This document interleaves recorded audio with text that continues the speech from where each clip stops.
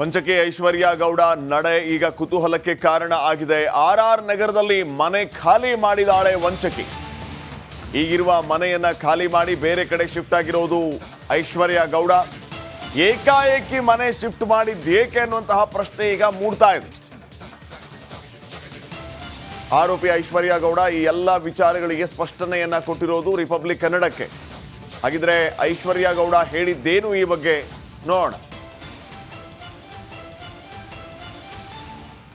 Gold ವಂಚನೆ case ಪ್ರಕರಣಕ್ಕೆ ಸಂಬಂಧಿಸಿದಂತೆ ಹಲವು ಸಾಲು ಆರೋಪಗಳು ಬರ್ತಾ ಇತ್ತು.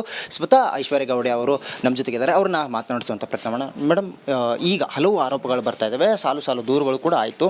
ಇವತ್ತು ಕೂಡ ಒಂದು ವಿಷಯ ಮುನ್ನೆಲೆಗೆ ಬಂದಿರುವಂಥದ್ದು, ಮನೆಯನ್ನು ಖಾಲಿ ಮಾಡ್ತೀರಿ ಅನ್ನೋಂಥ ವಿಷಯ. ಒಟ್ಟಾರೆಯಾಗಿ ಏನು ಹೇಳ್ತೀರಿ? ಏನು ಮಾಡ್ಬೇಕು ಸರ್? ಇವಾಗ ನಾನು ಖಾಲಿ ಮಾಡ್ತೀನಿ ಅಂತ ಕೇಳಿದ್ರೆ ಏನು ಮಾಡಬೇಕು ಅಂತ ಇವಾಗ ಅನ್ನಿಸ್ತಿದೆ. ನನಗೆ ಇಲ್ಲಿವರೆಗೂ ಅನಿಸಿರಲಿಲ್ಲ, ಇವಾಗ ಅನ್ನಿಸ್ತಾ ಇದೆ. ಆ್ಯಕ್ಚುಲಿ ನಮ್ಮ ಪರ್ಸ್ನಲ್ ವಿಷಯವಾಗಿ ನಾವೇನೋ ನಮ್ಮ ಮನೆ ಮುಂದೆ ನಂಗಂದ್ರೆ ಯಾವುದು ವೆಹಿಕಲ್ಗಳು ಬಂದು ನಿಂತ್ಕೊಳ್ಳೋಂಗೆ ಇಲ್ವಾ, ಏನೂ ಇಲ್ವಾ. ವೆಹಿಕಲ್ ಬಂದು ನಿಂತ್ಕೊಂಡ ತಕ್ಷಣ ನಾನು ಖಾಲಿ ಮಾಡ್ತಿದ್ದೀನಿ ಅಂದರೆ ಇದುವರೆಗೂ ಮಾಡಿಲ್ಲ, ಇನ್ನು ಮುಂದೆ ಮಾಡಬೇಕು ಅನ್ನಿಸ್ತಿದೆ. ಯಾಕೆ ಅಷ್ಟೊಂದು ನೆಗೆಟಿವ್ ಎಲ್ಲ ಕೇಳ್ಕೊಂಡು ನಾನು ಹೆಂಗೆ ಸರ್ ಇರಲಿ ಮನೆಯಲ್ಲಿ? ನನಗೂ ಬೇಜಾರಾಗುತ್ತೆ. ಇವಾಗೆಲ್ಲ ಅಕ್ಕಪಕ್ಕದವ್ರಿಗೂ ಇವ್ರು ಹೇಳಿರೋ ನೆಗೆಟಿವಿಂದ, ಮನೆಯಲ್ಲಿ ಓನರ್ಗಳಿಗೆ ಹೇಳಿರೋ ನೆಗೆಟಿವಿಂದ ನಾವು ಹೆಂಗೆ ಜೀವನ ಮಾಡೋಕ್ಕಾಗುತ್ತೆ? ಈಗ ಅವ್ರು ಏನು ಸುಮ್ಮನೆ ಇರ್ತಾರಾ? ಖಾಲಿ ಮಾಡಿ ಅಂತ ಹೇಳ್ತಾರೆ. ಯಾಕೆ ಆಯಿತು ಅಂತ ಅಂದರೆ, ಇಷ್ಟು ದಿನ ಎಷ್ಟೊಂದು ಆರೋಪಗಳು ಬಂದರೂ ಕೂಡ ನೀವು ಧೈರ್ಯವಾಗಿ ಅದನ್ನ ಎದುರಿಸಿದ್ರಿ, ಅದರ ಬಗೆಗೆ ನಿಂತು ಹೋರಾಡಿದ್ರಿ, ಕೋರ್ಟ್ನಲ್ಲೂ ಕೂಡ ಬೇಲ್ ಕೂಡ ಸಿಕ್ಕಿತ್ತು. ಆದರೆ ಯಾಕೆ ಈ ಥರ ಒಂದು ಪ್ರೆಷರ್ ಬರ್ತಿದೆ, ಏನು ಕಾರಣ ಅಂತ? ಯಾವ ಪ್ರೆಷರ್ ಸರ್? ಈಗ ಬರ್ತಾ ಇರೋಂಥ ಪ್ರೆಷರ್ ಏನು ಅಂತ? ಮನೆಯನ್ನು ಖಾಲಿ ಮಾಡೋದಾಗಿರ್ಬೋದು ಅಥವಾ ಇನ್ನೇನು? ಮನೆ ಖಾಲಿ ಮಾಡಿ ಅನ್ನೋ ಪ್ರೆಷರ್ ಅಲ್ಲ. ಆ್ಯಕ್ಚುಲಿ ಇವರು ನಂದು ಫಸ್ಟ್ ಕೇಸ್ ಆದಾಗ ಮಾಜರ್ ಮಾಡೋ ಟೈಮ್ನಲ್ಲಿ ನಮ್ಮ ಓನರ್ಗೆ ಇವ್ರು ಕರೆದುಬಿಟ್ಟು ಐಶ್ವರ್ಯ ಗೌಡ ಮನೆಯಲ್ಲಿ ಅವಳು ಏನು ಮಾಡ್ತಿದ್ದಾಳೆ ಅಂತ. ಇಲ್ಲ ಸರ್, ನಮ್ಗೆ ತುಂಬ ಚೆನ್ನಾಗಿ ಗೊತ್ತಿದ್ದಾರೆ, ಆ ಲೇಡಿ ಆ ಥರ ಇಲ್ಲ.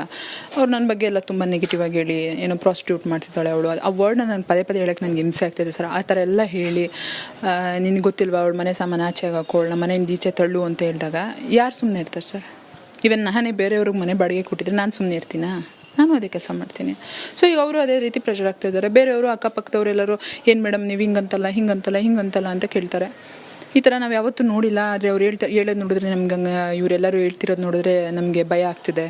ಯಾಕೆ ನೀವು ಈ ಥರ ಎಲ್ಲ ಯಾಕೆ ಇದಾಯಿತು ಈ ಥರ ಕೇಳಿದಾಗ ನಾನು ಏನಂತ ಹೇಳಿ ಅವ್ರಿಗೇನು ಉತ್ತರ ಕೊಡಲಿ ಸರ್? ನಾನು ಮುಖ ಎತ್ಕೊಂಡು ಓಡಾಡೋಕ್ಕಾಗ್ತಿಲ್ಲ. ಇಷ್ಟೆಲ್ಲ ಕೇಸ್ ಆದ್ರೂ ಧೈರ್ಯವಾಗಿ ಎದುರಿಸಿದ್ದೀನಿ ಅಂತಂದರೆ ಈ ಕೇಸ್ಗೆ ನಾನೇನು ಊರು ಬಿಟ್ಟು ಹೋಗ್ತಾ ಇಲ್ಲ. ನಾನು ಬೆಂಗಳೂರಲ್ಲೇ ಇರ್ತೀನಿ. ಇನ್ನೂ ಹೋಗ್ಬೇಕು ಅಂತಲೂ ಡಿಸೈಡ್ ಮಾಡಿಲ್ಲ. ಆಗೊಂದು ವೇಳೆ ಹೋದ್ರೂ ನಾನು ಬೆಂಗಳೂರಲ್ಲೇ ಇರ್ತೀನಿ. ಮುಂದೆ ಏನಾಗುತ್ತೆ ಈ ಒಂದು ಪ್ರಕರಣದಲ್ಲಿ ಅನ್ನೋದನ್ನ ಕಾಯ್ದು ನೋಡಬೇಕಾಗಿದೆ. ಕ್ಯಾಮ್ರಾ ಪರ್ಸನ್ ದೀಪಕ್ ಜೊತೆ ಅರವಿಂದ್, ರಿಪಬ್ಲಿಕ್ ಕನ್ನಡ, ಬೆಂಗಳೂರು.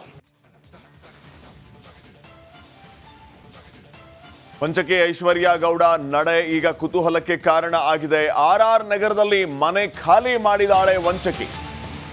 ಈಗಿರುವ ಮನೆಯನ್ನ ಖಾಲಿ ಮಾಡಿ ಬೇರೆ ಕಡೆ ಶಿಫ್ಟ್ ಆಗಿರೋದು ಐಶ್ವರ್ಯ ಗೌಡ. ಏಕಾಏಕಿ ಮನೆ ಶಿಫ್ಟ್ ಮಾಡಿದ್ದೇಕೆ ಅನ್ನುವಂತಹ ಪ್ರಶ್ನೆ ಈಗ ಮೂಡ್ತಾ ಇದೆ. ಆರೋಪಿ ಐಶ್ವರ್ಯ ಗೌಡ ಈ ಎಲ್ಲ ವಿಚಾರಗಳಿಗೆ ಸ್ಪಷ್ಟನೆಯನ್ನ ಕೊಟ್ಟಿರೋದು ರಿಪಬ್ಲಿಕ್ ಕನ್ನಡಕ್ಕೆ. ಹಾಗಿದ್ರೆ ಐಶ್ವರ್ಯ ಗೌಡ ಹೇಳಿದ್ದೇನು ಈ ಬಗ್ಗೆ ನೋಡೋಣ. ಗೋಲ್ಡ್ ವಂಚನೆ ಕೇಸ್ ಪ್ರಕರಣಕ್ಕೆ ಸಂಬಂಧಿಸಿದಂತೆ ಹಲವು ಸಾಲು ಆರೋಪಗಳು ಬರ್ತಾ ಇತ್ತು. ಸ್ವತಃ ಐಶ್ವರ್ಯ ಗೌಡ ಅವರು ನಮ್ಮ ಜೊತೆಗಿದ್ದಾರೆ. ಅವ್ರನ್ನ ಮಾತನಾಡಿಸುವಂಥ ಪ್ರಯತ್ನ ಮಾಡೋಣ. ಮೇಡಮ್, ಈಗ ಹಲವು ಆರೋಪಗಳು ಬರ್ತಾ ಇದ್ದಾವೆ, ಸಾಲು ದೂರುಗಳು ಕೂಡ ಆಯಿತು. ಇವತ್ತು ಕೂಡ ಒಂದು ವಿಷಯ ಮುನ್ನೆಲೆಗೆ ಬಂದಿರುವಂಥದ್ದು, ಮನೆಯನ್ನು ಖಾಲಿ ಮಾಡ್ತೀರಿ ಅನ್ನೋಂಥ ವಿಷಯ. ಒಟ್ಟಾರೆಯಾಗಿ ಏನು ಹೇಳ್ತೀರಿ? ಏನು ಮಾಡ್ಬೇಕು ಸರ್? ಇವಾಗ ನಾನು ಖಾಲಿ ಮಾಡ್ತೀನಿ ಅಂತ ಕೇಳಿದ್ರೆ ಏನು ಮಾಡಬೇಕು ಅಂತ ಇವಾಗ ಅನ್ನಿಸ್ತಿದೆ. ನನಗೆ ಇಲ್ಲಿವರೆಗೂ ಅನಿಸಿರಲಿಲ್ಲ, ಇವಾಗ ಅನ್ನಿಸ್ತಾ ಇದೆ. ಆ್ಯಕ್ಚುಲಿ ನಮ್ಮ ಪರ್ಸ್ನಲ್ ವಿಷಯವಾಗಿ ನಾವೇನೋ ನಮ್ಮ ಮನೆ ಮುಂದೆ ನಂಗಂದ್ರೆ ಯಾವುದು ವೆಹಿಕಲ್ಗಳು ಬಂದು ನಿಂತ್ಕೊಳ್ಳೋಂಗೆ ಇಲ್ವಾ, ಏನೂ ಇಲ್ವಾ. ವೆಹಿಕಲ್ ಬಂದು ನಿಂತ್ಕೊಂಡ ತಕ್ಷಣ ನಾನು ಖಾಲಿ ಮಾಡ್ತಿದ್ದೀನಿ ಅಂದರೆ ಇದುವರೆಗೂ ಮಾಡಿಲ್ಲ, ಇನ್ನು ಮುಂದೆ ಮಾಡಬೇಕು ಅನ್ನಿಸ್ತಿದೆ. ಯಾಕೆ ಅಷ್ಟೊಂದು ನೆಗೆಟಿವ್ ಎಲ್ಲ ಕೇಳ್ಕೊಂಡು ನಾನು ಹೆಂಗೆ ಸರ್ ಇರಲಿ ಮನೆಯಲ್ಲಿ? ನನಗೂ ಬೇಜಾರಾಗುತ್ತೆ. ಇವಾಗೆಲ್ಲ ಅಕ್ಕಪಕ್ಕದವ್ರಿಗೂ ಇವ್ರು ಹೇಳಿರೋ ನೆಗೆಟಿವಿಂದ, ಮನೆಯಲ್ಲಿ ಓನರ್ಗಳಿಗೆ ಹೇಳಿರೋ ನೆಗೆಟಿವಿಂದ ನಾವು ಹೆಂಗೆ ಜೀವನ ಮಾಡೋಕ್ಕಾಗುತ್ತೆ? ಈಗ ಅವ್ರು ಏನು ಸುಮ್ಮನೆ ಇರ್ತಾರಾ? ಖಾಲಿ ಮಾಡಿ ಅಂತ ಹೇಳ್ತಾರೆ. ಯಾಕೆ ಆಯಿತು ಅಂತ ಅಂದರೆ, ಇಷ್ಟು ದಿನ ಎಷ್ಟೊಂದು ಆರೋಪಗಳು ಬಂದರೂ ಕೂಡ ನೀವು ಧೈರ್ಯವಾಗಿ ಅದನ್ನ ಎದುರಿಸಿದ್ರಿ, ಅದರ ಬಗೆಗೆ ನಿಂತು ಹೋರಾಡಿದ್ರಿ, ಕೋರ್ಟ್ನಲ್ಲೂ ಕೂಡ ಬೇಲ್ ಕೂಡ ಸಿಕ್ಕಿತ್ತು. ಆದರೆ ಯಾಕೆ ಈ ಥರ ಒಂದು ಪ್ರೆಷರ್ ಬರ್ತಿದೆ, ಏನು ಕಾರಣ ಅಂತ? ಯಾವ ಪ್ರೆಷರ್ ಸರ್? ಈಗ ಬರ್ತಾ ಇರೋಂಥ ಪ್ರೆಷರ್ ಏನು ಅಂತ? ಮನೆಯನ್ನು ಖಾಲಿ ಮಾಡೋದಾಗಿರ್ಬೋದು ಅಥವಾ ಇನ್ನೇನು? ಮನೆ ಖಾಲಿ ಮಾಡಿ ಅನ್ನೋ ಪ್ರೆಷರ್ ಅಲ್ಲ. ಆ್ಯಕ್ಚುಲಿ ಇವರು ನಂದು ಫಸ್ಟ್ ಕೇಸ್ ಆದಾಗ ಮಾಜರ್ ಮಾಡೋ ಟೈಮ್ನಲ್ಲಿ ನಮ್ಮ ಓನರ್ಗೆ ಇವ್ರು ಕರೆದುಬಿಟ್ಟು ಐಶ್ವರ್ಯ ಗೌಡ ಮನೆಯಲ್ಲಿ ಅವಳು ಏನು ಮಾಡ್ತಿದ್ದಾಳೆ ಅಂತ. ಇಲ್ಲ ಸರ್, ನಮ್ಗೆ ತುಂಬ ಚೆನ್ನಾಗಿ ಗೊತ್ತಿದ್ದಾರೆ, ಆ ಲೇಡಿ ಆ ಥರ ಇಲ್ಲ. ಅವ್ರು ನನ್ನ ಬಗ್ಗೆ ಎಲ್ಲ ತುಂಬ ನೆಗೆಟಿವ್ ಆಗಿ ಹೇಳಿ ಏನೋ ಪ್ರಾಸ್ಟಿಟ್ಯೂಟ್ ಮಾಡ್ತಿದ್ದಾಳೆ ಅವಳು, ಆ ವರ್ಡ್ನ ನಾನು ಪದೇ ಹೇಳೋಕ್ಕೆ ನನಗೆ ಹಿಂಸೆ ಆಗ್ತಾಯಿದೆ ಸರ್. ಆ ಥರ ಎಲ್ಲ ಹೇಳಿ ನಿನಗೆ ಗೊತ್ತಿಲ್ವಾ ಅವಳು ಮನೆ ಸಾಮಾನು ಆಚೆಗೆ ಹಾಕೋಳು, ನಮ್ಮ ಮನೆಯಿಂದ ಈಚೆ ತಳ್ಳು ಅಂತ ಹೇಳಿದಾಗ ಯಾರು ಸುಮ್ಮನೆ ಇರ್ತಾರೆ ಸರ್? ಇವನ್ ನಾನೇ ಬೇರೆಯವ್ರಿಗೆ ಮನೆ ಬಾಡಿಗೆ ಕೊಟ್ಟಿದ್ರೆ ನಾನು ಸುಮ್ಮನೆ ಇರ್ತೀನಾ? ನಾನು ಅದೇ ಕೆಲಸ ಮಾಡ್ತೀನಿ. ಸೊ ಈಗ ಅವರು ಅದೇ ರೀತಿ ಪ್ರೆಷರ್ ಆಗ್ತಾ ಇದ್ದಾರೆ. ಬೇರೆಯವರು ಅಕ್ಕಪಕ್ಕದವರೆಲ್ಲರೂ ಏನು ಮೇಡಮ್ ನೀವು ಹಿಂಗಂತಲ್ಲ ಅಂತ ಕೇಳ್ತಾರೆ. ಈ ಥರ ನಾವು ಯಾವತ್ತೂ ನೋಡಿಲ್ಲ. ಆದರೆ ಅವ್ರು ಹೇಳೋದು ನೋಡಿದ್ರೆ ನಮ್ಗೆ ಇವರೆಲ್ಲರೂ ಹೇಳ್ತಿರೋದು ನೋಡಿದ್ರೆ ನಮಗೆ ಭಯ ಆಗ್ತಿದೆ. ಯಾಕೆ ನೀವು ಈ ಥರ ಎಲ್ಲ ಯಾಕೆ ಇದಾಯಿತು ಈ ಥರ ಕೇಳಿದಾಗ ನಾನು ಏನಂತ ಹೇಳಿ ಅವ್ರಿಗೇನು ಉತ್ತರ ಕೊಡಲಿ ಸರ್. ನಾನು ಮುಖ ಎತ್ಕೊಂಡು ಓಡಾಡೋಕ್ಕಾಗ್ತಿಲ್ಲ. ಇಷ್ಟೆಲ್ಲ ಕೇಸ್ ಆದ್ರೂ ಧೈರ್ಯವಾಗಿ ಎದುರಿಸಿದ್ದೀನಿ ಅಂತಂದರೆ ಈ ಕೇಸ್ಗೆ ನಾನೇನು ಊರು ಬಿಟ್ಟು ಹೋಗ್ತಾ ಇಲ್ಲ. ನಾನು ಬೆಂಗಳೂರಲ್ಲೇ ಇರ್ತೀನಿ. ಇನ್ನೂ ಹೋಗ್ಬೇಕು ಅಂತ ಡಿಸೈಡ್ ಮಾಡಿಲ್ಲ. ಆಗೊಂದು ವೇಳೆ ಹೋದ್ರೂ ನಾನು ಬೆಂಗಳೂರಲ್ಲೇ ಇರ್ತೀನಿ. ಮುಂದೆ ಏನಾಗುತ್ತೆ ಈ ಒಂದು ಪ್ರಕರಣದಲ್ಲಿ ಅನ್ನೋದನ್ನ ಕಾಯ್ದು ನೋಡಬೇಕಾಗಿದೆ. ಕ್ಯಾಮ್ರಾ ಪರ್ಸನ್ ದೀಪಕ್ ಜೊತೆ ಅರವಿಂದ್, ರಿಪಬ್ಲಿಕ್ ಕನ್ನಡ, ಬೆಂಗಳೂರು. ವಂಚಕಿ ಐಶ್ವರ್ಯ ಗೌಡ ನಡೆ ಈಗ ಕುತೂಹಲಕ್ಕೆ ಕಾರಣ ಆಗಿದೆ.